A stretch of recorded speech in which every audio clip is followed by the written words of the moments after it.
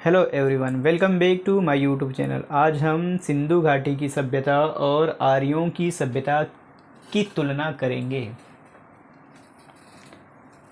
सिंधु घाटी की सभ्यता और आर्यों की सभ्यता किस प्रकार अलग थी। तो पहला पॉइंट है, सिंधु सभ्यता जो थी एक नगरीय सभ्यता थी और आर्यों की सभ्यता एक ग्रामीण सभ्यता थी। सिंधु घाटी की सभ्यता जो थी नगरीय सभ्यता थी, नगर की सभ्यता थी, जिसमें विशाल भवन, विस्तृत राजपथ की सुविधा थी, सुव्यवस्थित नालियाँ थी, सुविचारित नगर योजना था यहाँ का। सिंधु घाटी सभ्यता में नागरिक जीवन की समस्त सुख सुविधाएं थी और सुव्यवस्थित नगर स्वशासन भी थे। इसका एक प्रमाण है। जबकि आर्यों की सभ्यता ग्रामीण थी और वे लोग जो थे गांवों में निवास करते थे और आश्रमों में भी रहते थे। आर्य की सभ्यता जो है नागरिक जो है जीवन की अपेक्षा उनमें ग्रामीण जीवन अधिक लोकप्रिय था। उन्हें जटिल एवं समन्वित नागरिक जीवन का अनुभव नहीं था। दूसरा पॉइंट है, सिंधु सभ्यता जो थी व्यापार प्रधान थी।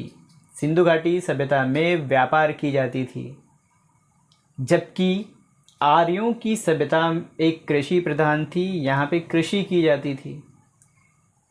सिंधु सभ्यता व्यापार प्रधान थी, जिसमें कुटीर उद्योग और बड़े उद्योग व्यवसाय, कुटीर उद्योग और बड़े उद्योग दोनों प्रकार की व्यवसाय प्रचलित थी। जबकि आर्य जो कृषि प्रधान थी उसमें पशुपालन के साथ साथ इनके उद्योग धंधे भी कैसे थे, ग्रामीण थे। तीसरा पॉइंट, सिंधु घाटी की सभ्यता जो थी ताम्रकालीन सभ्यता थी, जिसमें लोग ताम्र कांस्य का खूब प्रयोग करते थे। तांबे की और कांसे की खूब प्रयोग किया। स्वर्ण यानी सोने की अपेक्षा ये लोग चांदी का उपयोग कम होता था। पाषाण यानी पत्थरों के उपकरण और औजार भी बनाए जाते थे, पर वे लोग लोहे से पूर्ण रूप से अनभिज्ञ थे। जबकि आर्य सोने, चांदी, तांबे, कांसे और लोहे के प्रयोग से परिचित थे। ये लोग पाषाण के हथियार और दैनिक जीवन के उपकरण नहीं बनाए जाते थे। यहाँ पे चौथा पॉइंट है, ये सिंधु घाटी सभ्यता में कई प्रकार के पशु पालते थे, जैसे कि सिंह, गेंडा और हाथी का ज्ञान इनको था, परंतु घोड़े के प्रयोग से ये लोग सर्वथा अपरिचित थे।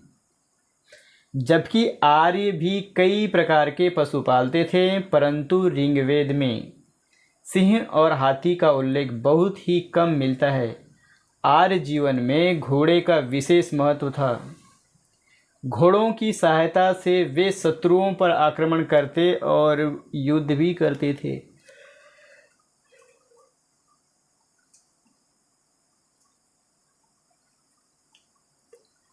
पांचवा पॉइंट है, सिंधु घाटी की जो सभ्यता थी एक लोकतंत्रात्मक सभ्यता थी, जबकि आर्यों की जो सभ्यता थी वो राजतंत्रात्मक थी। अगला पॉइंट है, सिंधु निवासियों की दृष्टि में बैल का अधिकाधिक महत्व था। ये संभव है। वे उसे शक्ति का प्रतीक मानकर उसकी पूजा भी करते थे। वे लोग बैल को श्रद्धास्पद मानते थे, जबकि आर्यों की दृष्टि में गाय अति सम्माननीय और आदरणीय थी। वे गाय को रक्षणीय मानते थे, पवित्र मानते थे और उसे अत्यंत श्रद्धा से भी देखते थे।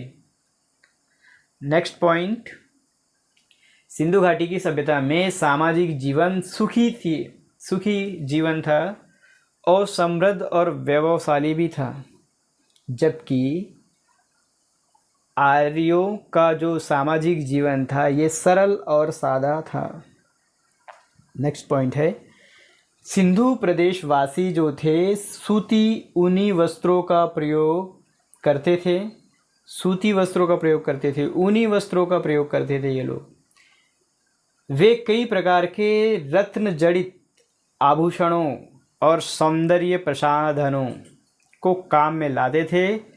केश विन्यास कला में ये लोग दक्ष थे, जबकि आर्य भी सूती वस्त्र और चमड़े के वस्त्र पहनते थे। वे भी विभिन्न प्रकार के सुंदर आभूषणों को पहनते थे और सौंदर्य प्रसाधनों का भी उपयोग करते थे। नेक्स्ट पॉइंट है, सिंधु घाटी की सभ्यता में ये लोग चित्रलिपि का उपयोग करते थे। एकदम इम्पोर्टेंट पॉइंट है, किसका यूज़ करते थे? चित्रलिपि का उपयोग करते थे।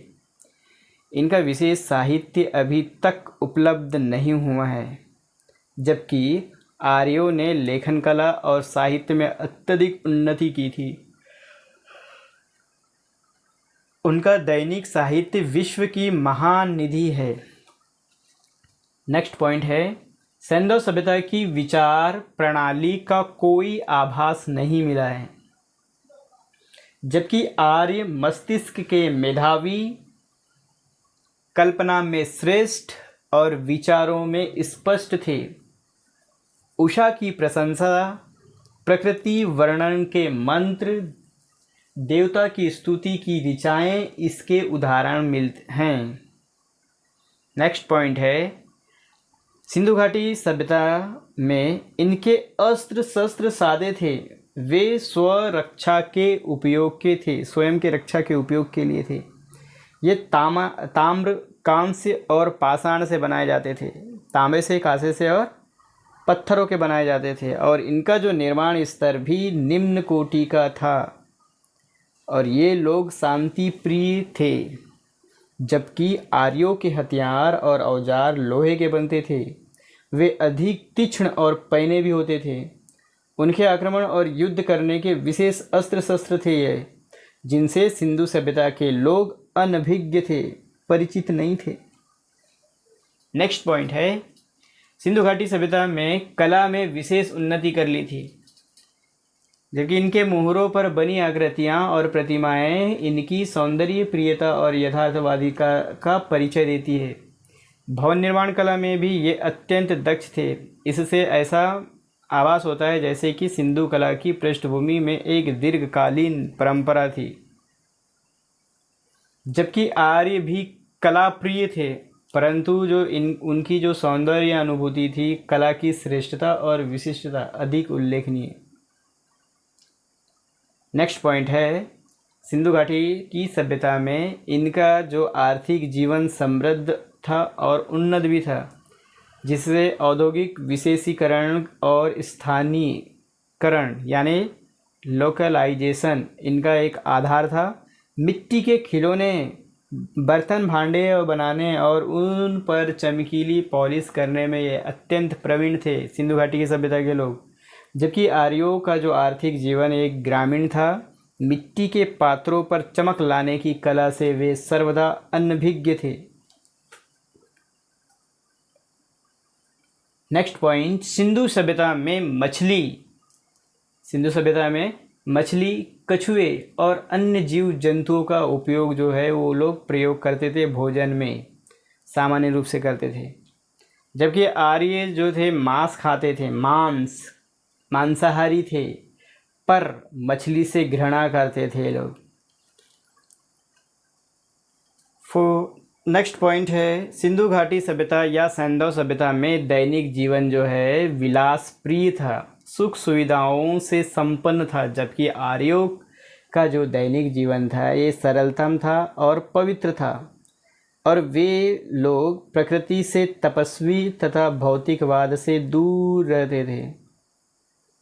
नेक्स्ट पॉइंट है, सिंधु निवासी शिव की पूजा और शक्ति यानी सिंधु निवासी शिव और शक्ति को प्रधान मानते थे। परम पुरुष या परम नारी यानी मातृ देवी की वे उपासना करते थे। बहुसंख्यक कई सारी मूर्तियों से लगता है या विदित होता है कि वे साकार उपासना में विश्वास करते थे और मूर्ति पूजक थे। लिंग पूजा का भी विशेष प्रचार था। अग्नि, हवन और यज्ञ का कोई महत्व नहीं था यहाँ पे, जबकि आर्य प्रकृति की शक्तियों के उपासक थे। आर्य किसके उपासक थे? प्रकृति की शक्तियों के उपासक थे। ऋग वैदिक काल में न शिव पूजा का प्रचलन था और न मातृ देवी की पूजा का। आर्य मूर्ति पूजक भी नहीं थे। लिंग पूजा अनार्य और निंदनीय मानी जाती थी। वैदिक जीवन में अग्नि, यज्ञ और हवन कुंड का बहुत महत्व था। अग्नि पवित्र थी, वह एक आराध्य एवं पूजनीय देवी थी।